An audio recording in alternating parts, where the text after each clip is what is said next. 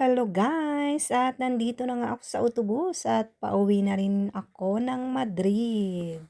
Pasensya na kayo dahil hindi na ako nakapag-video kanina bago ko sumakay kasi maraming tao. Alam niyo naman pag maraming tao, kailangan tayong mag-ingat dahil mas maganda na yun, 'di ba? Kasi meron din mga tao na ayaw nila sa mga videos or kinukunan sila kasi kailangan din may privacy sila kasi sila nga dito, karamihan dito guys, walang Facebook, Instagram ang ginagamit nila or TikTok.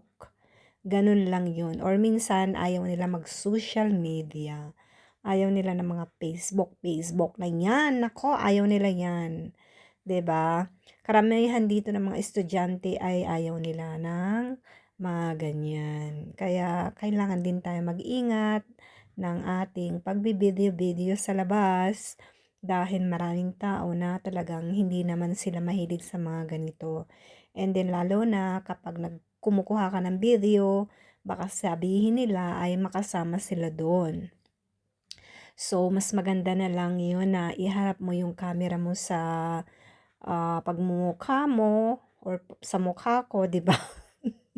Mas maganda na yun guys, or kagaya sa kalye na walang masyadong tao, mas maganda na yun. So eto na nga at binabaybay na namin ang kalye na papunta sa Madrid. Ito yung mga paradahan ng mga autobus na ito ay makikita mo kapag nasa sasakyan ka or sa autobus, marami kang makikita. Kaya mas gusto ko rin na ganito magbiyahe guys. Kasi marami ako nakikita. Kasi sa metro kasi ang hirap kasi nakakatakot. Kasi kapag na-stuck doon yung bagon, nako kawawa. Kapag halimbawa nawala ng kuryente or kaya naman may maulan and then minsan, baka magkaroon ng problema, dumami yung tubig and then pumasok sa metro. Karamihan kasi dito guys, minsan kapag super duper lakas, ay talagang hindi maiiwasan din na bumabaha.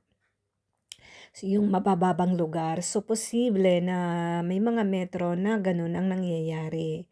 So, kaya nakakatakot. Tsaka, nako, ako talaga, natatakot ako lagi sa metro. Kaya hindi ako masyadong sanay sa metro. Pero kahit naman sa autobus, hindi naman. Kasi hindi naman ako lakwatserang tao, guys. Trabaho, bahay, trabaho, bahay. Kasi noon, kahit na noon naman, nakakapunta ako sa iba-ibang lugar. Pero, hindi ko rin naman matandaan at minsan lang naman yun. Kaya yun.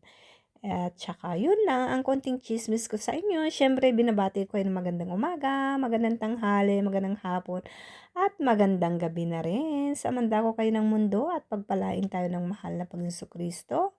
Kaya yan guys. So ito lang ang aking etching-etching ngayon.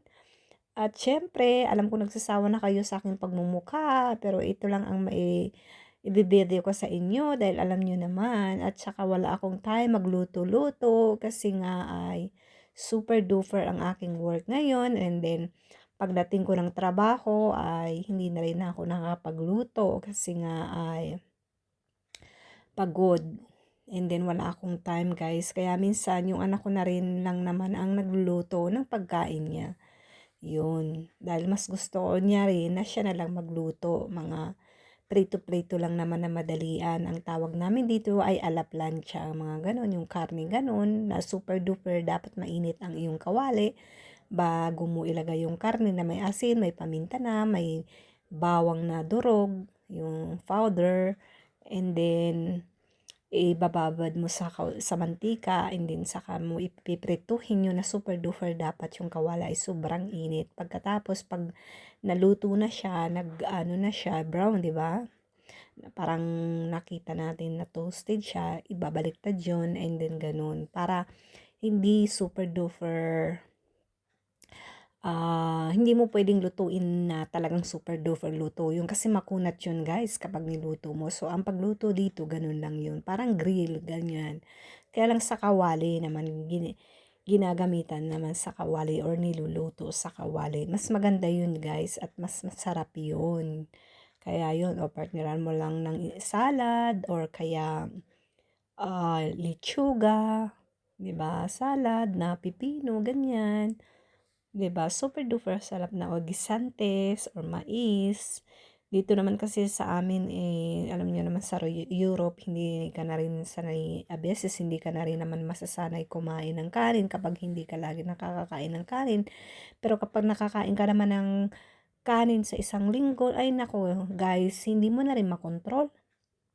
Parang gusto mo na rin araw-araw halos ay kumain ng kanin, 'di ba? So 'yun, at nandito na nga ako guys sa Monclova. O 'di ba, nakarating na kami dito. Kaya naman, hanggang dito na muna ang aking pagbo-voice over guys. At maraming maraming salamat po. At syempre, please follow and subscribe sa aking YouTube channel dito sa ggboysing.8 at sa aking Facebook account naman ay ggboysing lang pala. .8 yung YouTube. Okay guys, hanggang dito na lang ulit at pagpalain tayo ng mahal na Panginoon. Bye-bye! Grabe magmanlip. Biyerno na talaga.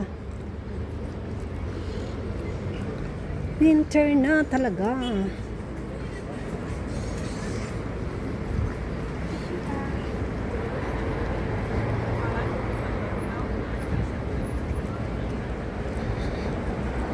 Ano ba yan? Tawagan ko si Nixon. Hindi ako aabot.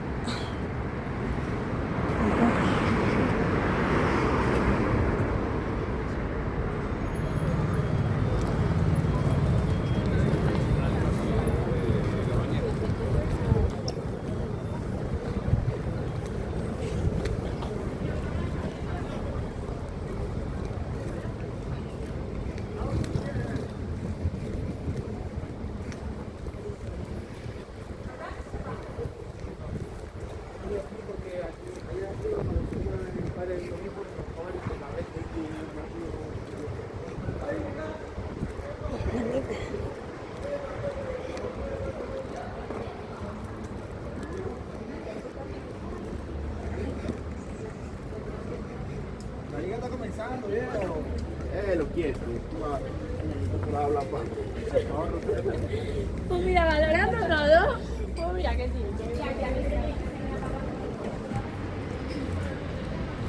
Ay! Ito na yung autobus. Terus kok Oo, maap ka. Naiiwan na naman ako.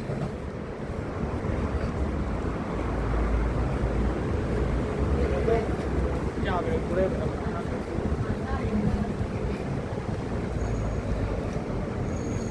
Napahabol.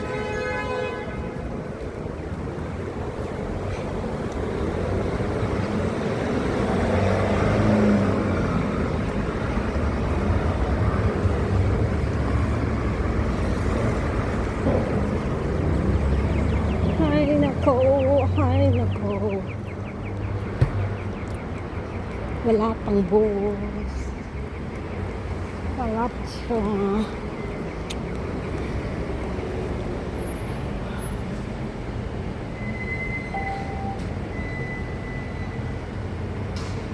Próximo autobús línea 61, destino Narváez a 2 minutos.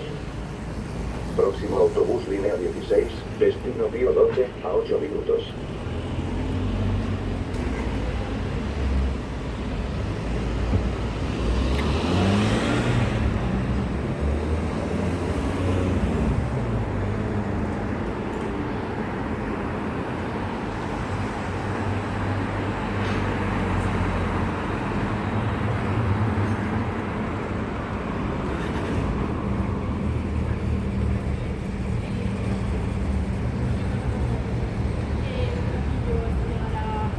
a Madrid, si lo veamos más tarde en cualquier sitio y ya está. Vale, bueno, me dices.